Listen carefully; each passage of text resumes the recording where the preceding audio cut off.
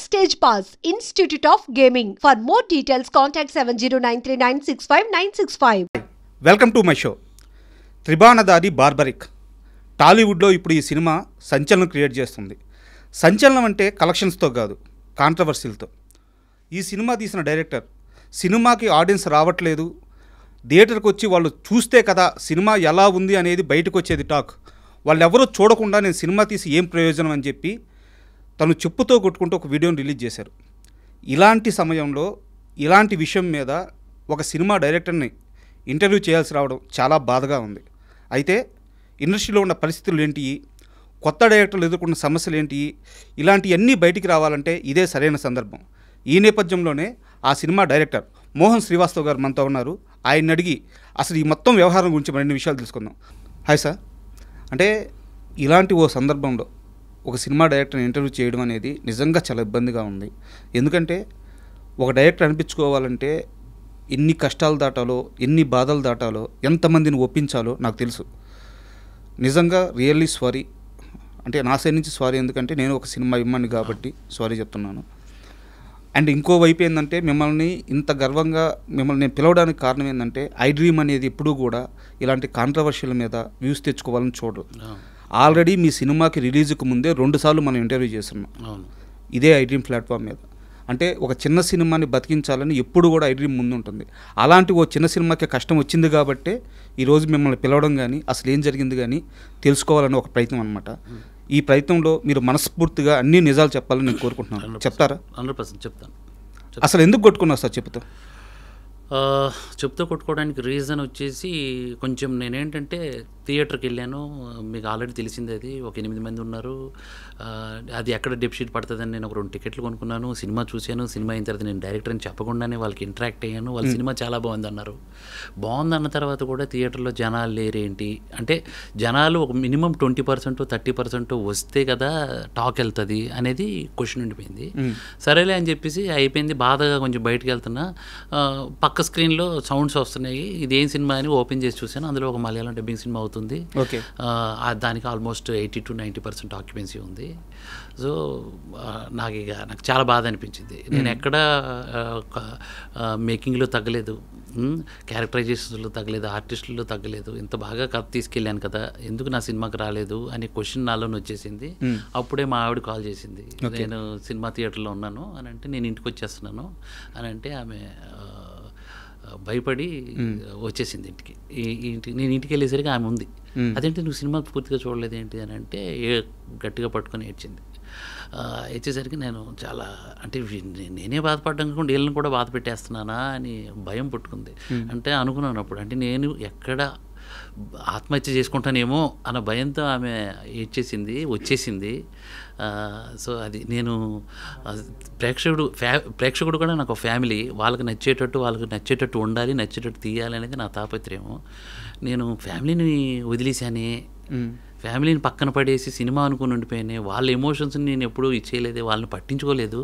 వాళ్ళు ఎంతలా అయిపోయారా. నేను చాలా బలంగా ఉంటాను.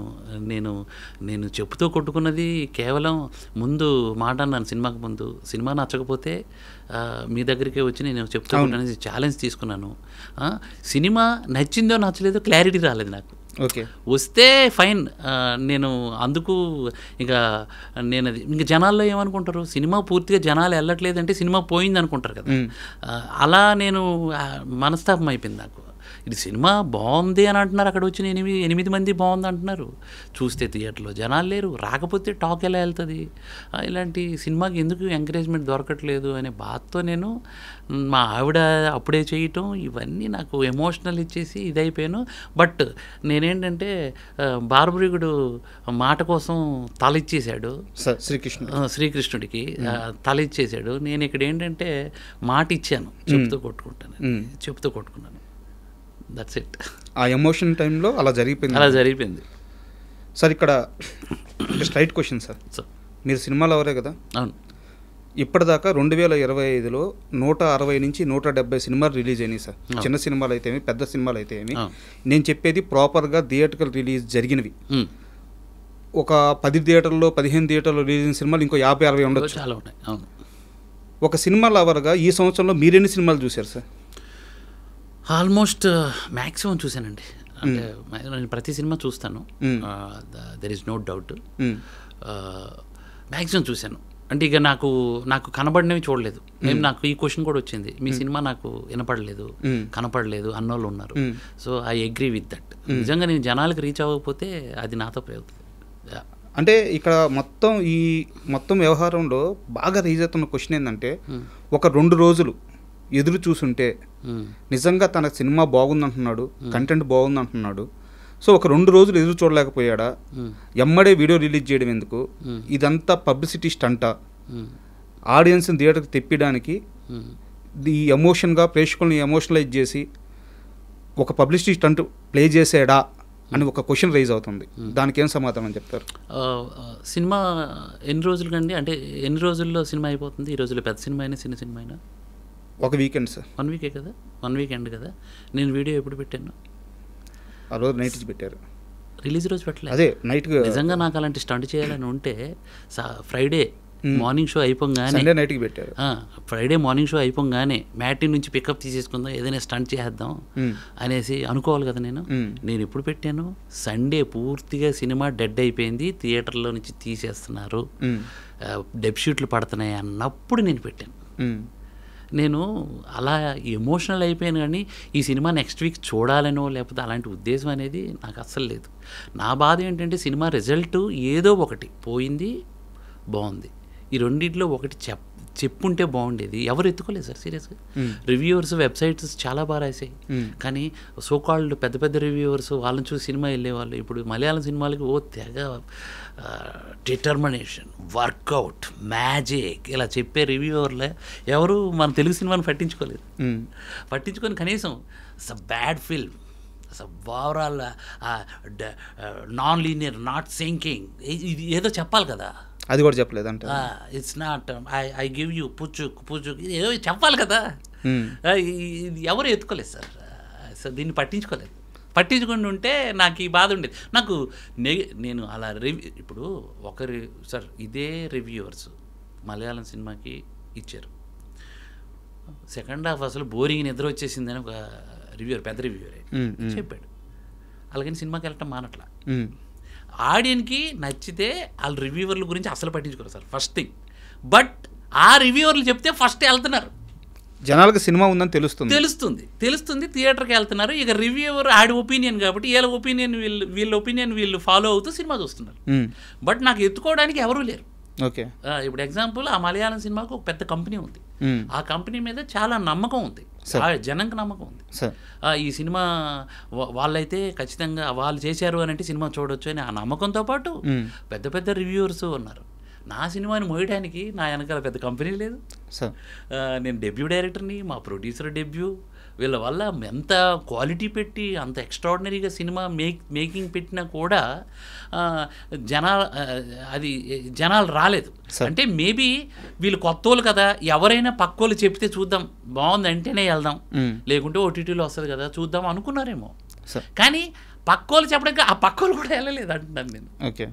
ఆ ఒక్కరైనా వెళ్తే ఇంకొకరికి చెప్తారు కదా అనేది నా మెయిన్. ఇది మీరు ఇందాక ఒక మాట అన్నారు సార్, అంటే సినిమా వచ్చింది కూడా చాలా మందికి తెలియలేదు అని చెప్పి ఒక మాట అన్నారు. ఇది మీ ఫెయిల్యూర్ కాదా?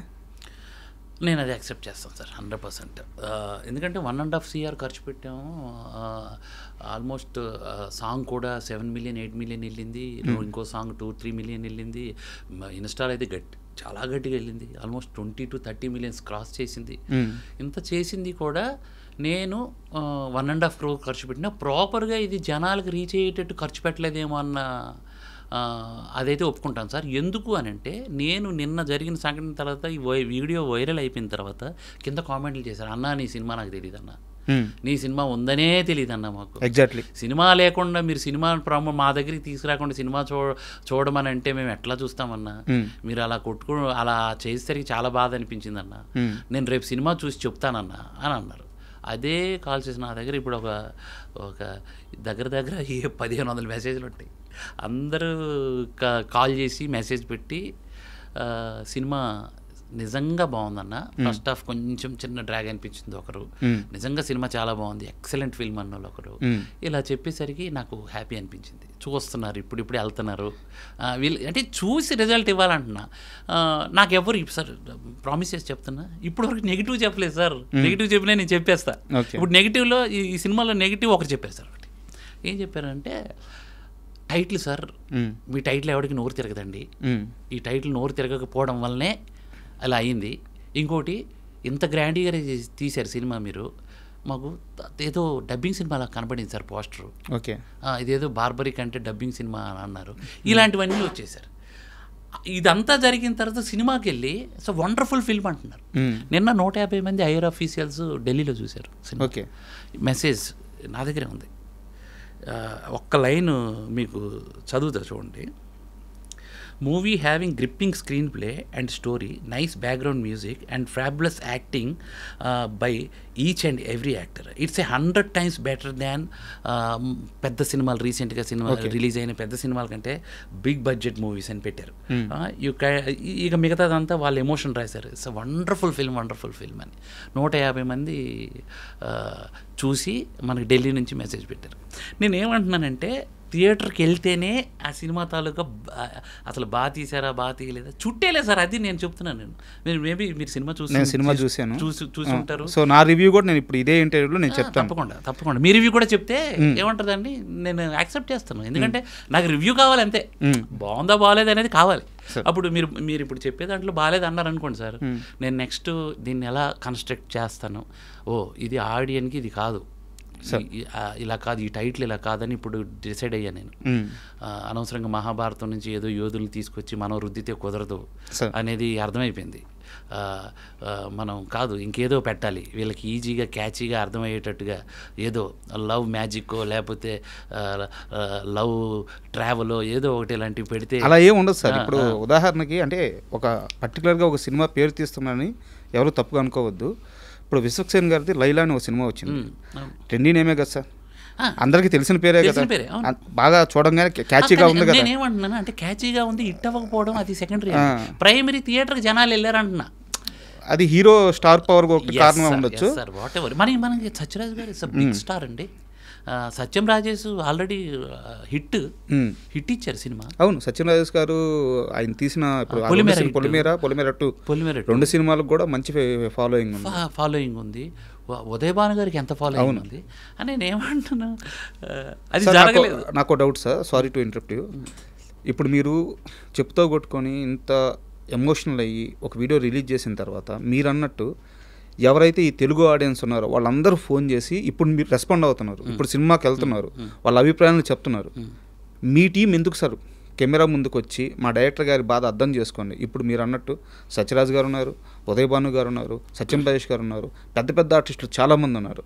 వాళ్ళెవరు ఎందుకు కెమెరా ముందుకు వచ్చి ఇలాంటి సమయంలో మీకు మీ సినిమాకి మద్దతుగా మాట్లాడట్లేదు? 100% మాట్లాడారు. నేను ఉదయ్ భాను గారు మాట్లాడారు బిగ్ టీవీలో. అవును, ఒక్కరే ఉదయ్ భాను గారు ఒక్కరే మాట్లాడారు, మిగతా టీం అంతా ఎందుకు రావాలి? 100% అందరూ ఇప్పుడు చాలా దాంట్లో మాట్లాడారు. ఇప్పుడు మనకి ఇప్పుడు తెలియదు అంతే. ఇప్పుడు మీరు సాయంత్రం లేకపోతే రేపు ఉదయం వరకు చూడండి, సత్యరాజ్ గారు కూడా, సత్యరాజ్ గారు 71 years ఆయన, నేను ఎక్కడికి రమ్మంటే అక్కడికి వచ్చారు. ఈ చిన్న విషయం మాట్లాడరా ఆయన, 100% మాట్లాడుతున్నారు.